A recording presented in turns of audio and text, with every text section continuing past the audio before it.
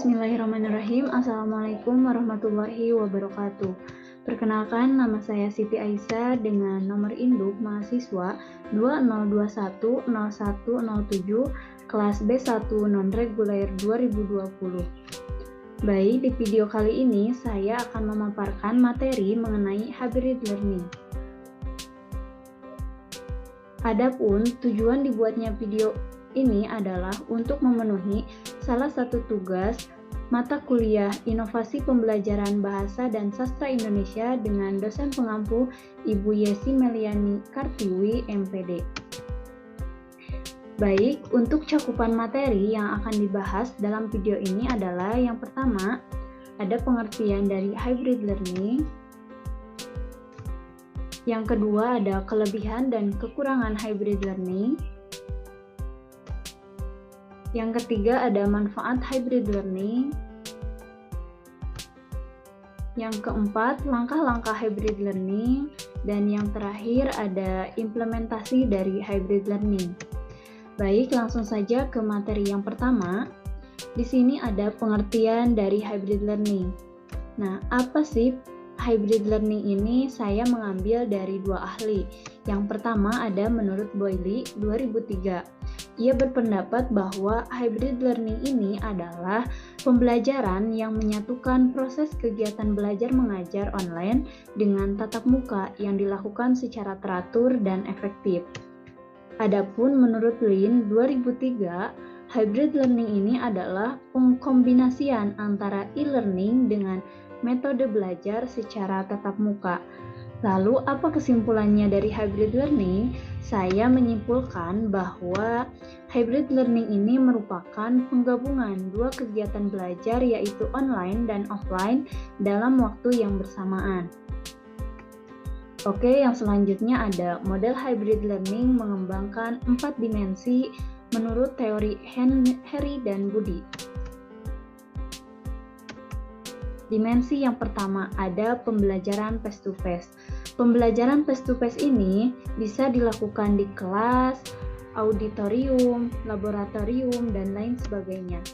Dimensi kedua ada synchronous virtual collaboration. Merupakan pengajaran daring dengan cara berkomunikasi atau bertukar pengetahuan pada waktu yang bersamaan. Bisa dilakukan oleh guru dengan peserta didik ataupun oleh dosen dengan mahasiswanya. Baik, dimensi yang ketiga ada asynchronous virtual collaboration. Ini merupakan pengajaran daring yang dilakukan pada waktu yang berbeda. Ini bisa dilakukan menggunakan platform seperti email, classroom, dan lain sebagainya. Sedangkan untuk dimensi yang keempat adalah self-paced asynchronous. Ini merupakan pembelajaran mandiri yang pelaksanaannya dalam waktu yang berbeda, di mana peserta didik mempelajari materi yang diberikan pengajar dalam bentuk bahan ajar atau link.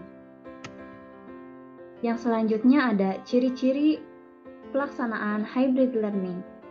Yang pertama ada petunjuk pelaksanaan. Model hybrid learning dapat menggunakan fasilitas yang nyaman untuk bertemu langsung antara guru dengan peserta didik.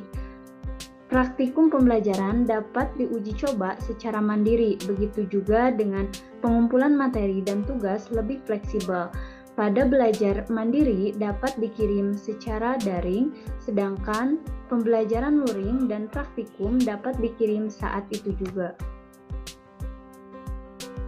Baik, yang kedua ada pengajaran. Pemakaian waktu dalam pengajaran berbeda-beda, seperti pembelajaran laboratorium dan belajar mandiri dapat menggunakan dimensi asinkronus, sedangkan saat pembelajaran berpusat pada guru dan praktikum dapat menggunakan sinkronus. Ciri yang ketiga dalam sistem belajar. Sistem belajar daring dan mandiri dapat dilaksanakan secara individu. Pada sistem belajar berkelompok dapat digunakan saat praktikum atau kerja kelompok. Dan yang terakhir di objek pembelajaran. Pemilihan mode pembelajaran yang sesuai dan efektif menjadi tugas pengajar, seperti pengajaran di laboratorium dapat menggunakan simulasi, pembelajaran berpusat pada guru, dan praktikum dapat menggunakan media video. Sedangkan saat belajar mandiri dengan audio yang dapat didengarkan setiap saat.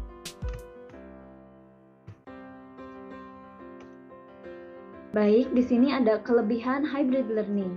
Kelebihan yang pertama adalah kesempatan dalam bersosialisasi. Nah, pembelajaran hybrid learning ini dapat membuka kesempatan bagi peserta didik untuk bersosialisasi karena hybrid learning ini menggabungkan dua metode sekaligus, yaitu tatap muka dan daring.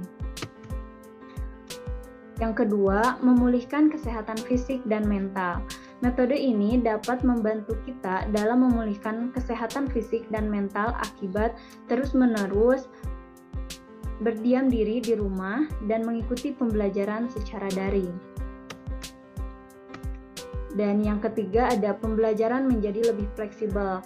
Ya tentu, karena pembelajaran hybrid learning ini bisa dilakukan di mana saja dan kapan saja.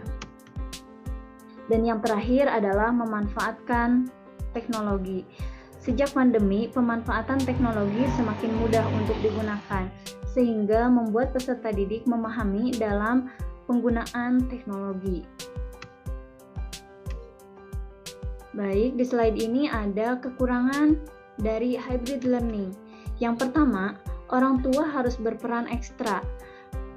Jelas, karena orang tua harus mengawasi selama pembelajaran hybrid berlangsung, terlebih ketika si peserta didik mendapat tugas yang sangat banyak, itu tentunya butuh dukungan dari orang tua, sehingga akan mensupport mental dari si peserta didik itu sendiri.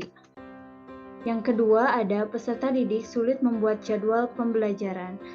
Mengapa sulit? Karena peserta didik banyak mendapat tugas saat belajar daring. Hal ini membuat mereka kewalahan dalam mengerjakannya.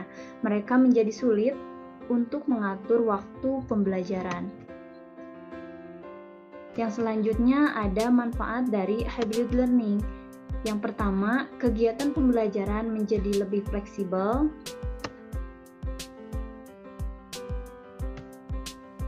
Yang kedua, meningkatkan kemampuan literasi digital. Yang ketiga, kegiatan pembelajaran bisa berjalan lebih efektif.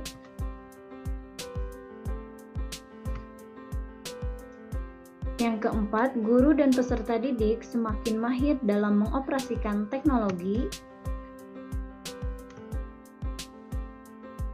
Dan yang terakhir, melatih keaktifan peserta didik. Yang selanjutnya ada perbedaan hybrid learning dan blended learning.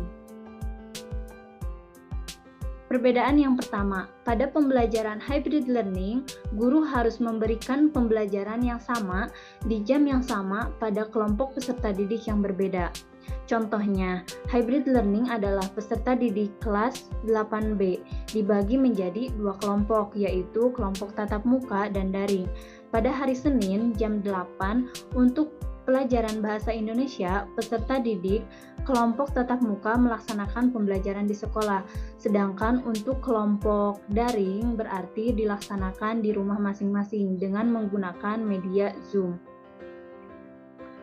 Yang selanjutnya, pada pembelajaran blended, guru memberikan pembelajaran tatap muka dan online secara beriringan. Jadi, misalkan pada hari Senin, siswa kelas 8 melaksanakan tatap muka dan pada hari Selasa, siswa kelas 8 menggunakan media Zoom atau dengan melaksanakan daring atau online.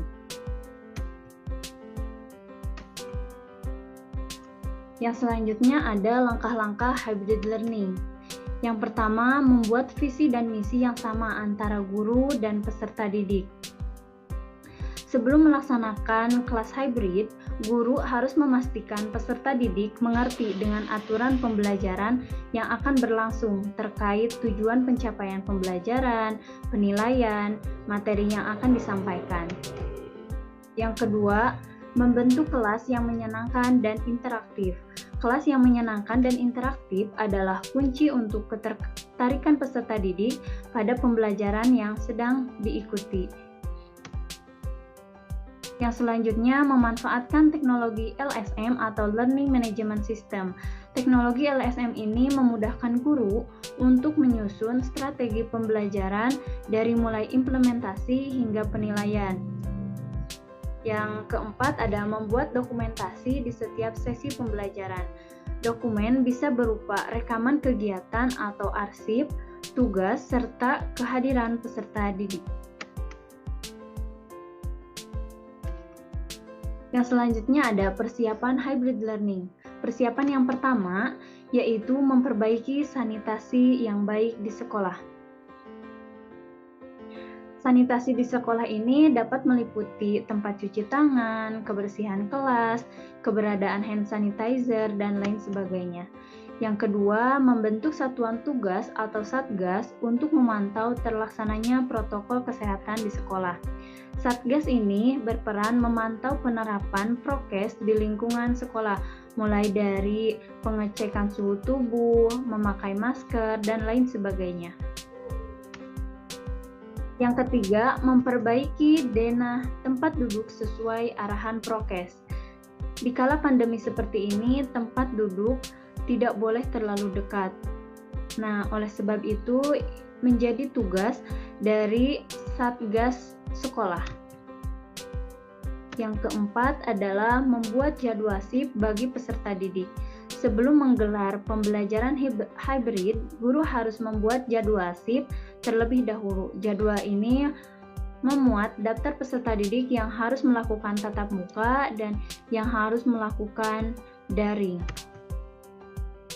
Baik, yang selanjutnya ada pengimplementasian hybrid learning. Yang pertama, ada di tahap perencanaan. Dokumen perencanaan secara tatap muka terbatas dan daring disusun oleh guru secara bertahap berupa penyusunan RPP. Tekniknya, siswa dibagi menjadi dua kelompok sistem pembelajaran. 50% siswa mengikuti tatap muka terbatas dan 50% siswa mengikuti pembelajaran daring. Yang kedua ada di tahap penerapan.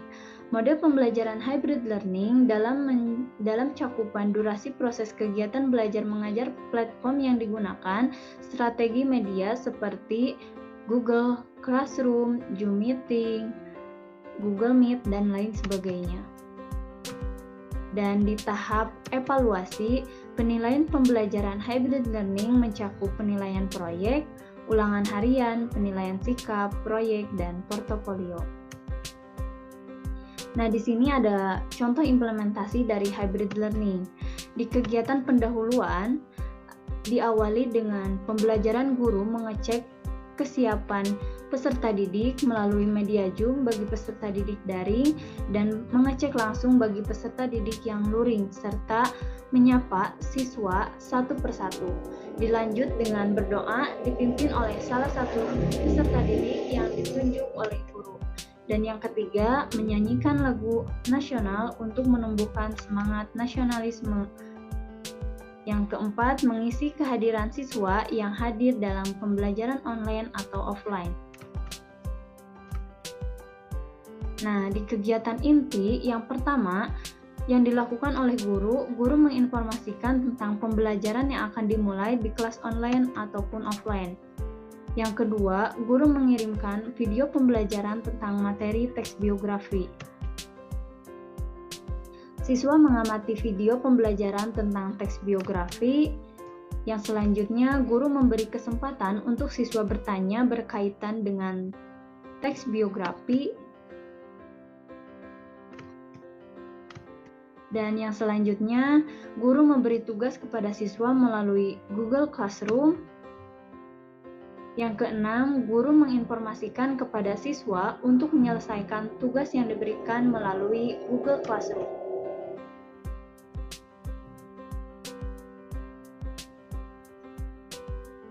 Untuk di kegiatan penutup, yang pertama yang dilakukan oleh guru, setiap siswa menerima feedback atau umpan balik dari guru. Setelah itu, guru memberikan penguatan dan kesimpulan. Dan yang terakhir, guru menutup kegiatan pembelajaran dengan salam dan doa. Baik, sekian materi yang bisa saya sampaikan. Terima kasih atas perhatiannya. Billahi taufiq wal hidayah. Wassalamualaikum warahmatullahi wabarakatuh.